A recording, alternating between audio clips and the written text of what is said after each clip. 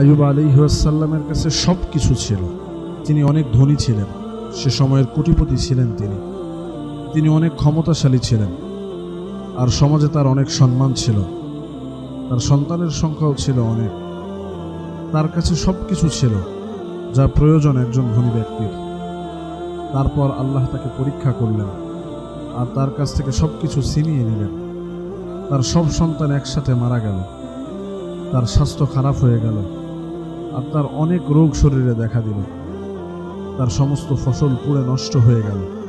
তিনি সম্পূর্ণরূপে ক্ষতিগ্রস্ত হয়ে গেলেন। সবাই তার সাথে সম্পর্ক ছিন্ন করল। তার স্ত্রী, যিনি শাহজাদির মতো থাকতেন, তাকে তার চুল কেটে বিক্রি করা লাগলো যাতে কিছু টাকা জমা করতে পারেন। আইয়ুব আলাইহিসসালাম আল্লাহর কাছে রহমতের দোয়া করলেন, আর আল্লাহ তার দোয়া কবুল করলেন। তাকে সব কিছু আগের চেয়ে অনেক বেশি ফিরিয়ে দিলেন। তাই খারাপ সময়ে আল্লাহকে দোষারোপ করে আল্লাহকে নারাজ করবেন না। আল্লাহর শুকরিয়া করে আল্লাহকে রাজি করুন।